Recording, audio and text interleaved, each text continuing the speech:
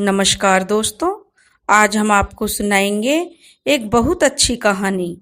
अगर आप हमारे चैनल पर नए हैं तो प्लीज़ हमारे चैनल अपनी संस्कृति वन को लाइक करें, सब्सक्राइब करें और शेयर करें। बहुत समय पहले की बात है। एक नगर में एक सेठ रहता था। उसके पास धन दौलत की कोई कमी नहीं थी, अपार धन संपदा थी। उसका एक ही पुत्र था। जो पुत्र था वह धीरे धीरे बड़ा हो रहा था और सेठ की उम्र बढ़ रही थी और सेठ एक दिन परलोक गमन को हो गया। उसके बाद उसका जो पुत्र था वह गलत संगति में पड़ गया। गलत संगति में पड़ने के कारण उसका सारा धन नष्ट हो गया। अब उसके घर में खाने के लाले पड़ गए। अब उसकी पत्नी ने उससे कहा, अपने पति से कहा, स्वामी, अगर हम दोनों कोई काम करें तो हमारी समस्याएं कुछ कम हो सकती हैं। कम से कम हम अपना पेट तो पाल ही सकते हैं। और अपनी पत्नी की बात सुनकर उसका जो पति होता है वह कहता है कि कह तो तुम ठीक रही हो, कम से कम अपना पेट तो मेहनत करके पाल ही सकते हैं। अब सेठ की पत्नी दूसरों के घर खाना बनाने और अन्य घरेलू काम करने लगी। सेठ भी अब जो जंगल में जाता, लकड़ियां काट कर लाता और उन्हें बाजार में बेच देता। जैसे तैसे दोनों गुजर बसर करने लगे, लेकिन उन्होंने कभी भी इतने अभावों में अपना जीवन नहीं जिया था। इसलिए यह सब कार्य करने में उन्हें बहुत कठिनाई का सामना हो रहा था, क्योंकि उन्हें कठिन इसलिए लगता था कि कभी ऐसी नौबत उन पर आई नहीं थी और इतने कठिन तरीके से उन्होंने जीवन को जिया नहीं था। तो सेठ का पुत्र को बड़ा कष्ट हो रहा था कि जंगल से लकड़ियां काटना, उन्हें जंगल से लाकर बाजार में बेचना उसके लिए बहुत ही बुरे दिन थे। एक दिन जंगल में वह लकड़ी काटने गया और एक पेड़ के नीचे बैठकर अपने पुराने दिनों को याद करके जोर जोर से रोने लगा। जब वह रो रहा था तभी उसी समय भाग्य के देवता और माता लक्ष्मी जंगल में घूमने निकले। सेठ के बेटे की दीन दशा देखकर देवी लक्ष्मी गर्व से बोली, देखिए भाग्य के देवता, मेरे बिना व्यक्ति का क्या हालत होती है। लक्ष्मी के बिना आदमी दर दर का भिखारी बन जाता है। भाग्य देवता मुस्कुराकर बोले, देवी, आपका कथन सत्य नहीं है। मनुष्य भाग्य प्रधान होता है। सुख दुख सब उसके कर्मों का फल है। यदि मनुष्य के कर्म सही नहीं है तो उसका भाग्य भी खराब हो जाता है। उसके पास चाहे अथाह संपत्ति का ढेर क्यों ना हो, अगर उसका भाग्य साथ नहीं देगा तो उसका भला नहीं हो सकता। लेकिन लक्ष्मी जी उनके कथन से संतुष्ट नहीं थीं और उन्होंने दोनों में आपस में बहस होने लगी। भाग्य के देवता ने कहा, ठीक है, आप इस सेठ को फिर से धनवान बना दीजिए। लक्ष्मी जी ने कहा, यह कौन सी बड़ी बात है। और दोनों ने कुछ समय की अवधि निश्चित कर दी। अब उस सेठ के जब लकड़ियां काट कर ले जा रहा था तो लक्ष्मी जी ने रास्ते में 2 बहुमूल्य रत्न डाल दिए। सेठ पहले से धनवान था, क्योंकि पहले बहुत धनवान था। वह लालों के महत्व को जानता था। उसने खुशी खुशी लाल उठा लिए और घर की ओर चल दिया। उसने सोचा अब उसके दुख के दिन बीतने वाले हैं। रास्ते में नदी किनारे वह पानी पीने के लिए रुका। जैसे वह पानी पीने के लिए झुका, दोनों लाल जेब से निकलकर नदी में गिर गए और एक मछली उन्हें खाने की चीज समझकर तुरंत निगल गई। सेठ के देखते ही देखते वह मछली नदी में गायब हो गई। अब वह सेठ अपने भाग्य को कोसने लगा। सेठ घर पर वापस आ गया। दूसरे दिन फिर जब वह जंगल में लकड़ी काटने गया तब लक्ष्मी माता ने उनके रास्ते में एक बहुमूल्य मोतियों का हार रख दिया, ताकि वह सेठ उसे बेचकर फिर से अमीर हो जाएगा। सेठ ने खुश होकर उसे उठा लिया और हार को अपनी पगड़ी में सुरक्षित रख लिया।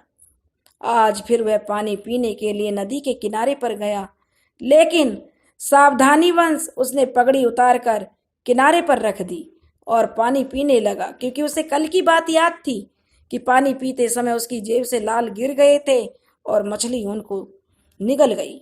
इसलिए आज उसने उन दोनों जो हार था उसको पगड़ी में लपेटकर जो नदी के किनारे रख दिया और पानी पीने लगा।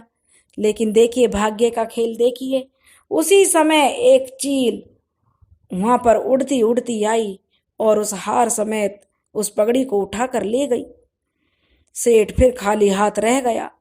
अगले दिन लक्ष्मी ने उनके रास्ते में सोने की असरफियों से भरी थैली रख दी। सेठ ने थैली को उठाकर ऊपर वाले को धन्यवाद दिया और वह थैली को लेकर खुशी खुशी अपने घर चला गया। घर पर जाकर उसने देखा कि घर का दरवाजा बंद है। उसकी पत्नी किसी काम से पड़ोस में गई है। तो उसने असरफियों की जो थैली थी उसको बाहर खूंटी से टांग दिया और अपनी पत्नी को बुलाने पड़ोसी के घर चला गया। उसी समय उसकी दूसरी पड़ोसन उसकी पत्नी से मिलने के लिए आई और उसने देखा दरवाजा तो बंद है परंतु एक थैली दरवाजे के बाहर टंगी हुई है। उसे यह जानने की इच्छा हुई कि बाहर थैली में ऐसा क्या है जो बाहर खूंटी से टंगी हुई है। उत्सुकतावश उसने थैली खोलकर देख लिया। उसमें सोने की असरफियां भरी हुई थी।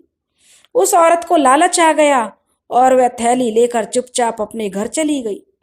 सेठ अब अपनी पत्नी को जब घर बुलाकर लाया और वापस आकर देखा तो थैली वहां से गायब थी। अब सेठ ने अपना माथा पीट लिया और वह रोने लगा, कहने लगा कि जब तक मेरे भाग्य में नहीं है मैं अमीर नहीं बन सकता। लक्ष्मी जी ने जब देखा कि उनके सारे प्रयास व्यर्थ जा रहे हैं तो उन्होंने भाग्य के देवता से कहा कि चलो मैंने तो प्रयास करके देख लिया, अब आप कौन सा तीर मारते हो देखते हो, आप प्रयास कर लीजिए और इसको अमीर बना दीजिए। भाग्य के देवता बोले लक्ष्मी जी देखिए अब मैं क्या करता हूँ, किस तरह इसकी काया पलट करता हूँ। अगले दिन जंगल जाते समय भाग्य के देवता ने सेठ के रास्ते में 2 पैसे डाल दिए। सेठ ने 2 पैसे उठाकर जेब में रख लिए। नदी किनारे मछुआरे मछली बेच रहे थे। सेठ ने 2 पैसों की एक मछली खरीद ली और उसके बाद वह लकड़ी काटने के लिए एक पेड़ पर चढ़ा। वहां पर उसे एक घोंसला दिखाई दिया। उसने उस घोंसले में से कुछ चमकती चीज नजर आ रही थी।